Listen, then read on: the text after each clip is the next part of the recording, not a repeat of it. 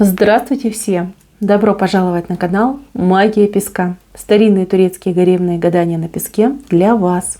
Дорогие мои зрители, гости, подписчики, всех вас хочу поблагодарить за ваши лайки, за ваши хорошие добрые комментарии, за ваши донаты. Земной вам поклон. Давайте сегодня погадаем на вашего любимого человека, либо на того, кто вам интересен, нравится. И узнаем, что именно сейчас, в этот самый момент, он хотел бы вам сказать, что он вам передает, что он посылает для вас. Если тема интересна, загадайте, пожалуйста, на мужчину, представьте его, назовите по имени, так и спросите, что же ты желаешь прямо сейчас мне сказать, передать. И давайте будем смотреть. Я убираю Назар. Прошу высшей силы дать мне возможность ответить на все ваши вопросы и послать для вас только самую важную, нужную и полезную информацию. Пусть высшие силы вводят моими руками то, что сейчас раскрыто. Так, но здесь человек оправдывается. Он хотел бы в чем-то оправдаться. Что-то между вами произошло. Что-то он либо не сказал, либо не сделал, либо сказал и сделал, но не то, что хотел. Да, возможно, чем-то вас задел, возможно, не оправдал ваши желания, да, ваши там идеи, мечты. Вот. Он хотел бы очень перед вами покаяться, извиниться. Не хотел, не подумал, сплоховал. Он сам себя сейчас ругает. Ругает за слабость, ругает за то, что не сумел сориентироваться, да, вот правильно, не сумел подобрать нужных слов, либо наоборот, да, не сумел сдержаться в нужный момент. Человеку сейчас не по себе. Он чувствует себя крайне одиноким, боится, что вы затаите на него обиду, либо зло, либо какие-то сомнения зародятся в вашем сердце. Он просит, чтобы вы не думали о нем плохо, чтобы вы дали ему еще одну возможность на то, чтобы оправдаться, доказать, что он не такой, доказать, что он вас любит, либо хорошо к вам относится. Ну, знаете, как говорит, бес попутал. Я не знаю, что произошло. Бес попутал, и все. Я хотела одно, а получилось совершенно другое. Не виноват, говорит, я не виноват. Нет, ну я, конечно, виноват, но я не виноват. Ты прости меня. Вот главное, прости, дай мне знак. Вот он просит от вас знака на любовь, чтобы вы ему, возможно, позвонили, написали, либо какой-нибудь там смайлик отправили. Может быть, там, я не знаю, какая у вас там кодировка идет, там, лайкали его там фотографии в социальных сетях. Ему нужен знак, что вы готовы с ним общаться, что вы его будете принимать. Не метлой под зад, да, а что вы его будете принимать. Вот этого он просит.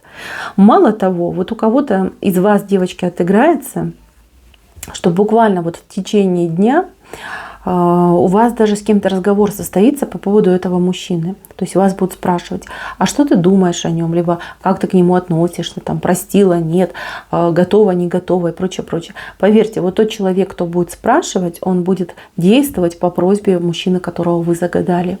Он кого-то мог подговорить, чтобы с вами, ну, скажем так, поговорили, да, прощупали обстановку, что же на самом деле происходит. Так, мои хорошие. Сразу хочу сказать для тех, у кого у мужчины есть то ли семья, то ли какая-то другая женщина, больше похоже, что как семейный мужчина. Может быть, они просто там встречаются, общаются, живут вместе. А либо, кстати, мама может отыграться. Может быть, он с мамой живет. Вот, сразу хочу для вас сказать, вот он клянется, что именно вас он любит и вас он выбирает. Если у вас такие разговоры были. Может быть, вы ему не поверили, может быть, вы засомневались. Он говорит, нет, я люблю только тебя. Я только с тобой хочу быть. Там говорит другое. Что другое, он не показывает. Он, видите, даже прячет эту ситуацию. Он говорит, там другое, оно не касается. И люблю я только тебя. Смотрите, что еще говорит. Он говорит, что я хочу тебя защищать. Вот, ну, кто со мной давно, И кто смотрит мои гадания на любовь, тот уже этот знак очень хорошо знает. Видите, чаша, вот женщина, и вот мужчина, который мостик делает над женщиной. То есть он готов брать на себя ответственность. Он говорит: я люблю, я буду тем, кем ты желаешь. То есть я буду защитником, я буду добытчиком, я буду надежным. Вот это он вам обещает. Выполнит. Но если ему кто-то не помешает, то да. Потому что ваш мужчина, вы, пожалуйста, не обижайтесь, но он немножечко ветреный. Его очень легко сбить с толку. У него, вот смотрите, даже на его руках нам показали маленькую чарку. Видите? Для кого-то это отыграется как любовь, скажем так, прибухнуть, а для кого-то как другие интересы. То есть мужчина, который может пойти за толпой, он может пойти за своим желанием, за своим интересом, даже наперекор любви. За ним это водится.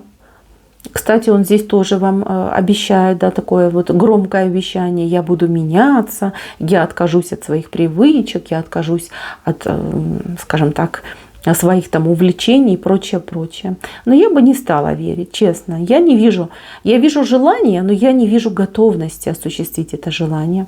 Здесь ему еще над этим нужно работать. Работать. И тут, знаете, как до Луны пешком. Понимаете, вот долго придется ждать от этого мужчины, что он исполнит то, что он обещает.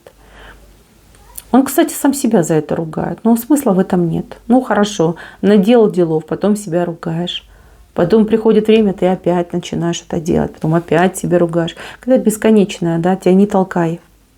Так, еще этот мужчина хотел бы сказать о какой-то покупке, либо о каком-то подарке, либо о каких-то деньгах.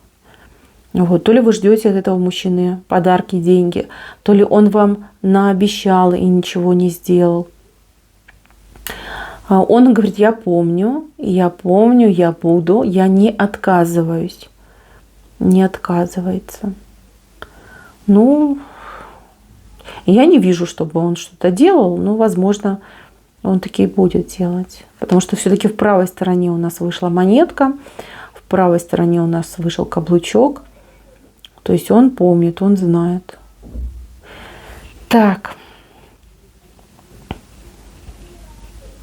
Что-то мне не очень нравится, что у него почему-то какие-то люди, постоянно люди. Одних людей он, как любит, говорит: да, типа, это мои друзья, все хорошо, а вторых людей он пытается как будто бы прогнать.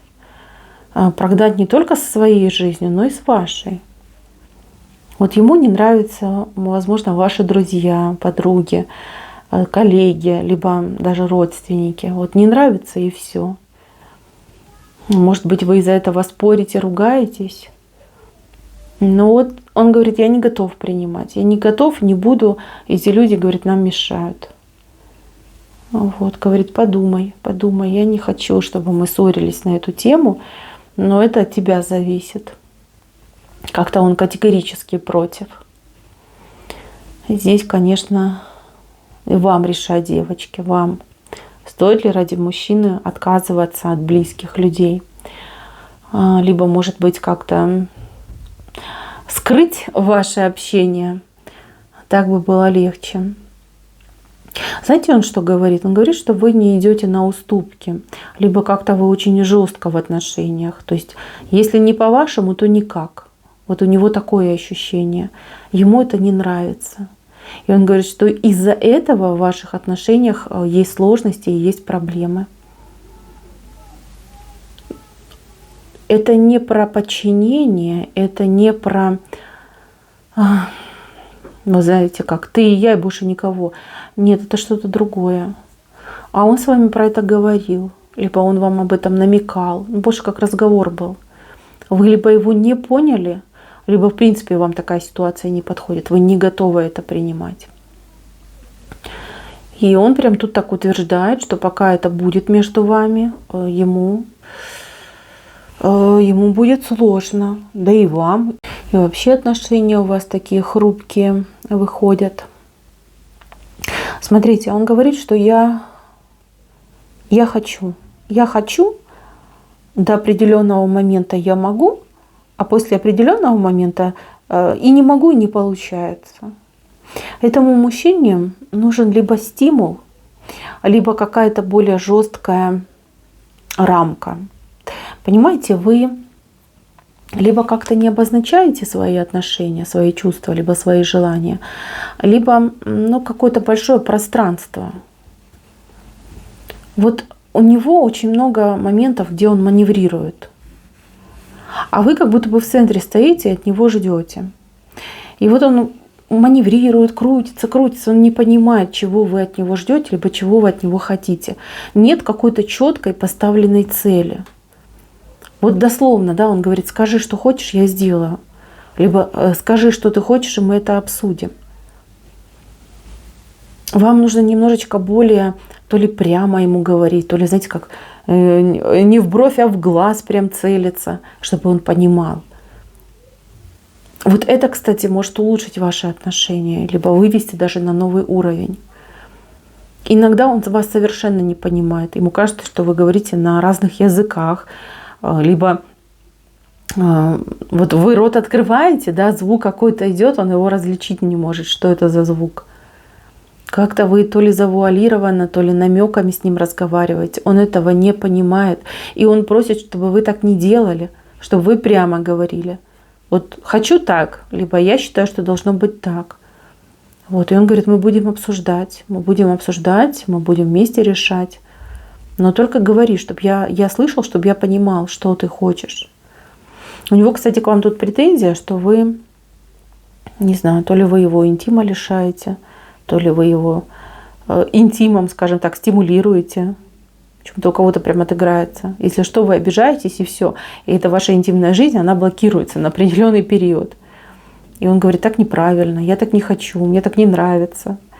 Я хочу, чтобы у нас была нормальная, адекватная семья, чтобы у нас были адекватные отношения. Говори прямо, не надо меня тут лишать всего.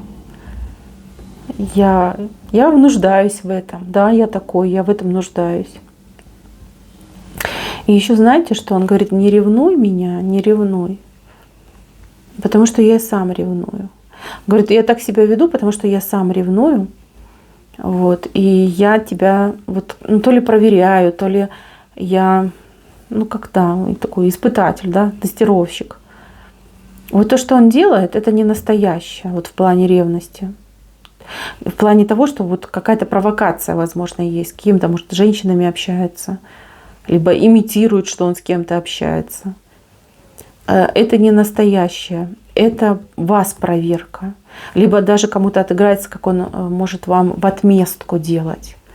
Что ага, я тебя ревную, значит, и ты меня тогда поревнуй. Вот. И он какую-то игру прям так играет, хотя говорит: нет, мне так не нравится, я так не хочу, но ты уж слишком сильно, вот как у людьми, что ли, увлекаешься, либо открыто в общении, не знаю, какая-то претензия у него есть. Вообще, знаете, девочки, вот он и прощения просит, и я так понимаю, что он просит какого-то очень серьезного разговора. Разговора, где все будет четко, ясно и понятно, без всяких полутонов, намеков и, скажем так, волн. Прямой, честный разговор между вами. Это то, что вам, и он просит, да, и то, что вам необходимо. Поговорите с ним, поговорите. Если вы готовы его простить, напишите ему, либо действительно какой-то знак ему пошлите. Но то, что этот разговор необходим, это 100%. Вы, знаете, вы как будто бы друг друга любите, но друг друга любите, да, друг к другу стремитесь, друг друга ищете, но глаза у вас завязаны, и вы еще в темной комнате. Вот так ходите, друг друга лбами бьете, а обнять друг друга не можете. Вот такая идет информация. Здесь нужно снимать эти повязки, нужно включать свет, садиться за стол, разговаривать, обсуждать и договариваться. Вы хорошая пара. Вы хорошая пара. Несмотря на то, что есть особенности у вашего мужчины, и, девочки, у вас есть особенности. Я думаю, каждая из вас знает. Но будем честными. Да? То есть обои-ребои, простите, но так оно и есть. Вам нужно сесть и договориться. Если вы оставите ваши отношения, вашу ситуацию такой, как есть, поверьте, тут вырванные годы, потраченное впустую время, какие-то обиды, претензии, это же все складируется, понимаете, наполняется, накопляется, а потом может быть и большой такой хлопок. А вам это зачем? А вам это не надо. Решайте проблемы по мере их возникновения. Возникла проблема, сели, решили, договорились, обсудили, вышли какой-то вот консенсус, все, пошли дальше. Именно так нужно поступать. Он не против, и он даже в этом нуждается больше даже, чем вы. Он в вас очень заинтересован, но он как-то свой интерес вот косо-криво проявляет. А вы такая, знаете, вы принцесса в башне, которая ждет. Ну когда же ты поймешь, что ты рыцарь? Когда же ты все-таки на этого коня влезешь? Когда же пойдешь с драконами сражаться? Когда же меня освободишь? Вы понимаете, ему нужно это все написать, четко обозначить, когда что делать и как это должно выглядеть, как должно происходить. И временные рамки, да, с 9 часов утра до 10 занимаешься тем, что убиваешь дракона. С 11 до 12 ты меня вытаскиваешь из башни.